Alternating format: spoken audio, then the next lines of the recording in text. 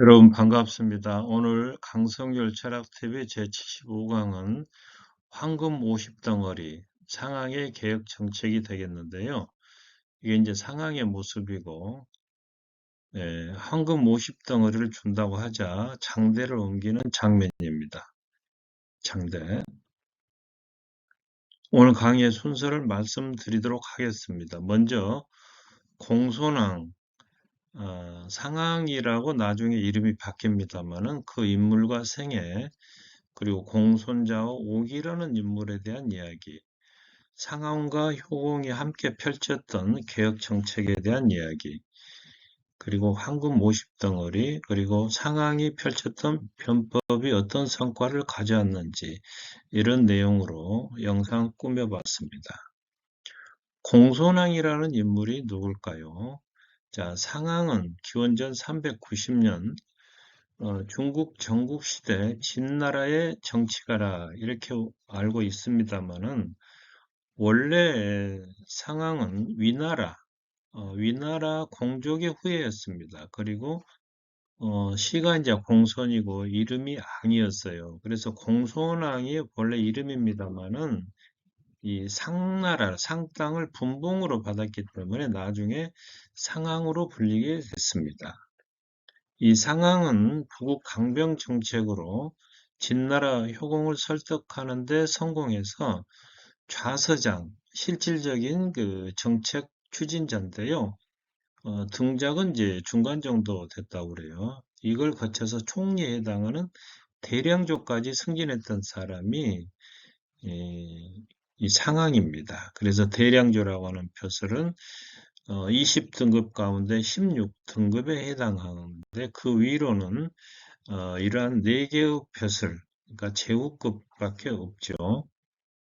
정치개혁의 총설계자로서 상황은 2차례 변법을 성공시켜서 약소국이었던 진나라를 강대국으로 성장케 했습니다. 그러나 자기가 창시했던 거열형을 그 자신이 이렇게 받게 되는데, 거열형이라고 하는 것은 5마리의 말이 사지를 이렇게 서로 반대 방향으로 끌어서 찢어 죽이는 그런 형벌을 말합니다. 상황이 남긴 저서, 상군서와 공손왕이 있습니다. 상황의 생애를 보자면은 조금 전에 말씀드린 대로 위나라 왕의 처백에서 이렇게 태어났다가 출생 연대는 조금 불확실해요. 390년이라는 설도 있고 96년이라는 설도 있습니다만은 위나라의 재상이었던 공숙자의 그 가신으로 있었는데 이때까지 이제 벼슬길이 열리지 않았습니다. 그러자 공숙자가 이제 해왕에게 이 상황을 청구하지만은 해왕은 중용하지 않았습니다. 그러자 공숙자가 이제 죽기 얼마 전에 병석에서 해왕에 부탁하기를 소신이 죽거든 공손왕을 등용하십시오. 만일에 등용하지 않으시려거든 그를 죽여 없애야 합니다. 그리고 이제 자기가 해왕에 했던 말을 공손왕 본인에게 전하면서 빨리 도망가라고 일러줍니다. 자, 공손자와 관련해서 옥이라는 인물이 있는데요. 이 공손자는 이제 공숙자라고 나오는 데도 있어요. 근데 이 공손자라는 인물은 옥이를 모함해서 쫓아냈습니다. 그러나 이 옥이라는 인물은 초나라죠. 초나라로 가서 도왕의 개혁에 단체를 제공했던 인물로서 명장이자 병법가였고, 그래서 이제 높임말로 오자라고 일컬어지는 그런 인물인데요. 오자병법이라고 하는 책을 썼습니다. 이 책은 선자병법과 더불어서 가장 대표적인 중국의 병법서인데요. 이 사람은 장군으로서 병사들과 같은 옷을 입고 같은 음식을 먹고 생사고락을 함께해서 충성심을 얻었는데, 그와 관련해서 특히 유명한 말이 연저지인이라고 하는 이 고사입니다. 고름을 빨아주는 사람, 연저라고 빨연, 등창저에서 등창을 빨아주는 사랑, 어짐인데요. 다시 말해 오늘날 군단장쯤 되는 장군이 종기를 앓고 있는 병사의 등을 입으로 빨아줘서 낫게 해줬다는 것. 자, 그런데 이 소식을 들은 이 병사의 어머니가 와서 통곡을 하는 거예요. 그러니까, 아니, 왜 그렇게 아들이 낳았는데 그렇게 우십니까? 그러자 이 엄마 하는 말이 지난날 오기 장군께서 그 아버지, 이 병사의 아버지 고름을 입으로 빨아서 낳게 한 적이 있는데 그 아버지가 싸움에 나가서 몸을 돌보지 않고 죽자 사자 싸우다가 죽고 말았다는 거예요. 이제 전쟁이 일어난다면 이 아이도 틀림없이 전장에서 물불 가리지 않고 싸우다가 죽고 말 거 아닙니까? 자, 이게 무슨 얘기냐면 오기 장군은 병사를 사랑해서 그런 게 아니고 자기의 출세를 위해서 병사의 고름을 빨아주었다. 그런 얘기입니다. 그래서 과거의 오기가 어떤 인물인가를 이렇게 살펴봤더니 원래 위나라 출신이었다가 위나라 출신이었던 이 오기 장군이 노나라로 가서 노나라로 가서 위에서 노나라라고 하죠. 가서 제나라 출신의 아내를 이렇게 이제 맞이한 거예요. 그래서 제나라가 이제 노나라를 공격해오자 노나라에서는 오기를 장군으로 삼아서 이제 출정시키고자 했는데 신하들 가운데 일부 사람들이 오기 아내가 제나라 사람이기 때문에 오기가 아마 최선을 다하지 않을 것 같습니다. 그러자 이 말을 들은 오기는 자기 아내를 죽이고 장군으로 임명돼서 전투에서 크게 승리했다. 이걸 갖다가 이제 살처구장이라고 합니다. 아내를 죽이고 장군을 구했다. 아주 무지막지한 사람이지 않습니까? 그래서 이와 관련해서 맹자는 이런 말을 하고 있습니다. 화살을 만드는 사람은 아무리 어진 사람이라 하더라도 그 화살이 사람을 사게 하기를 바라고 갑옷을 뚫기를 바라겠죠. 갑옷을 만드는 사람은 아무리 어질지 않더라도 그 갑옷이 사람을 상하지 하지 않기를, 화살이 뚫리지 않기를 바랄 거 아니냐. 사람이 무탈하기를 빌어주는 무당이나 관을 팔아서 생계를 이어가는 관쟁이 관계도 마찬가지다 이겁니다.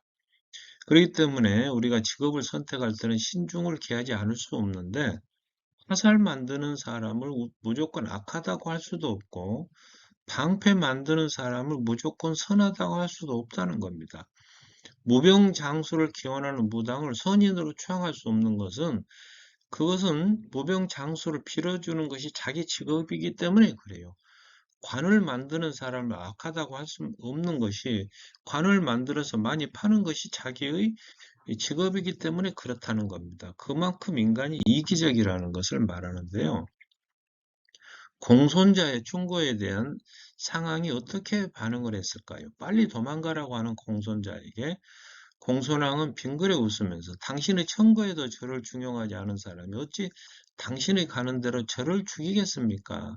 실제로 해왕은 공손왕을 죽이지 않습니다. 그래 나중에 크게 후회합니다만은 그래서 얼마 후에 공손왕 이 상황은 이제 진나라로 가죠. 위나라에서 진나라로 가서 어, 가는데 당시 진나라는 국력을 잃고 이웃나라로부터 배척당하는 상당히 어려운 처지에 있었습니다.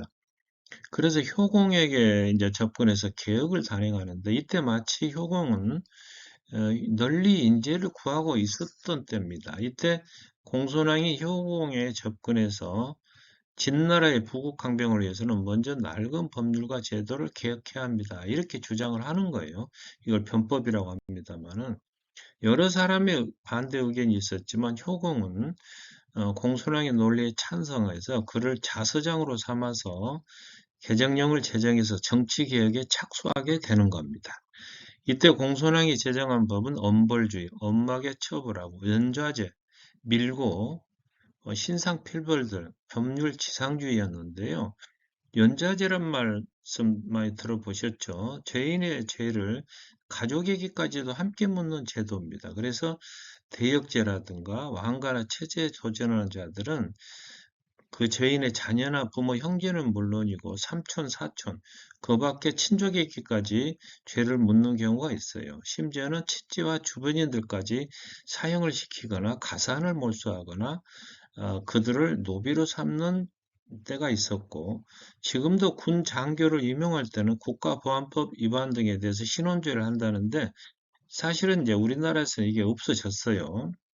그럼에도 선거 같은 데서 배우자나 선거 사무장 회계 책임자가 법을 위반해서 300만 원 이상의 벌금을 받은 경우는 당선을 무효화시키지 않습니까? 이런 것들이 크게 보면은 다 연좌제에 해당한다고 할 수가 있습니다. 자, 그렇다면 상황이 효공을 어떻게 설득했을까요?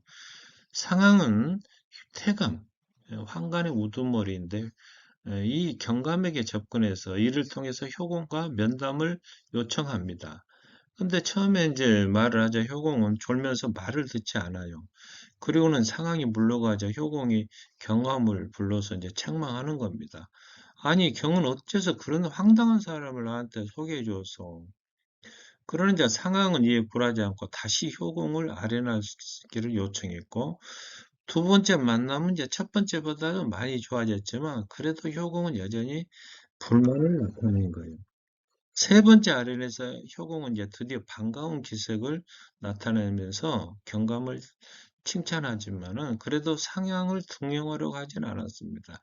드디어 네 번째 만남에서 효공은 상황 말에 너무 열중한 나머지 재밌어서 무릎이 앞으로 나오는 것도 알지 못할 정도로 열중한 거예요. 그리고 며칠 동안이나 이야기를 나누면서 피곤해하지도 않고 실증을 내지도 않고 그 소식을 들은 경감이 아니 어떻게 해서 그대는 임금에게 뭐라 했길래 처음에 나에게 책망하던 사람이 저렇게 좋아하신대요. 이렇게 물어보니까 상황이 하는 대답이 처음에 제가 제왕의 도를 말했더니 졸기만 하더니 두 번째는 왕도에 대해서 말하니까 조금 나아지다가 세 번째 패도를 말하자 조금 좋아하셨. 패도는 이제 힘과 법, 권력으로 다스리는 정치를 말하죠. 그리고 부국강변, 나라를 보하게 만들고 병사를 강하게 하자 하는 말을 하자 저토록 좋아합니다. 이렇게 이제 말하는 거예요. 자, 오늘의 주제인 이제 황금 50 덩어리가 무슨 얘기냐면은 공손왕은 사람들이 법을 잘 지키지 않는 까닭으로 첫째는 백성들이 정부에서 하는 일을 믿지 못하기 때문이고 둘째는 고관 대작들이 법을 잘 지키지 않기 때문이라고 봤습니다. 그래서 진나라 쎄냥 함양 근처에 남문에 이렇게 세장이니까 9m 정도 되는 높은 장대를 세우고 누구든지 이 장대를 북문으로 옮기는 자에게는 황금 10덩이를 상으로 주겠노라 이렇게 공언을 했습니다.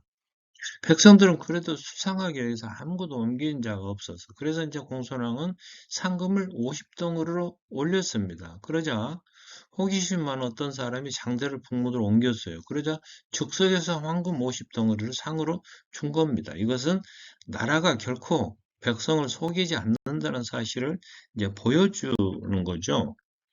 자, 상황이 실시했던 변법의 성과가 뭐냐 드러나기 시작하는데 새로운 법이 시행된 지 10년이 지나자 진나라에 이제 질서가 잡혀갔는데요. 구체적으로 보면 길에서 남의 물건을 주워가는 사람도 없고 산에도 도둑이 없어졌으며 개인끼리 싸움은 서로 피하되 나라를 위한 전쟁에서는 아주 용감했다. 공손왕은 법에 반대하는 사람은 물론이고 찬양하는 사람마저 처벌했습니다. 그러니까 법에 대한 논의 자체를 금지했어요. 아무 소리 말고 무조건 따라오라는 식이죠. 2차 계획에서는 부자와 형제가 한 방에서 기거하는 것마저 금지했는데 무슨 이제 모의할까 봐서 그랬던가 보죠. 이것이야말로 인간성에 도전하는 잔악한 법이 아닐 수가 없다. 그런 얘기입니다. 그럼에도 상황에 업적이 있는데 20년 동안 변법을 추진한 결과 하서 지금의 시안, 장안 부근을 장악하게 됐고 진나라가요. 진나라. 말하자면 중국의 중원을 장악하게 됐다. 그런 얘기입니다. 그리고 패권국이었던 위나라를 제압하고 진나라가 전국시대 패자로 등극하게 됐다. 그리고 함양으로 이제 낙양에서 함양으로 천도를 하게 되는데 지금의 이제 장안, 시안이죠. 서쪽 20km 지점입니다. 함양 쎄냥이라고 하는. 그래서 중원 진출에 발판을 마련했고 강력한 군사력, 양인이 많아지면서 노비를 해방해서 양인을 삼으니까 양인이 많아지면서 군사 수도 늘어나게 되고 재정도 확충하게 되고 세금을 걷으니까 이 사람들로부터 강력한 군대를 만들 수가 있었다. 그리고 상황은 대량조율하는 벼슬에 올라서 명실상부한 공동군주, 진나라를 같이 통치한 거예요. 그리고 상황이라고 불리게 된 이유는 상땅, 이게 이제 협서성 섬서성, 산시성이라도 합니다만은 여기에 상현이라고 하는 상땅을 봉토로 받으면서 상항이라 이렇게 불리게 됐다. 그런 얘기입니다. 오늘 강의를 마무리하도록 하겠습니다. 상항은 중국 전국시대 진나라의 법과 정치가로서 본래 이름은 공선왕이었는데 나중에 상항으로 바뀌게 됐다.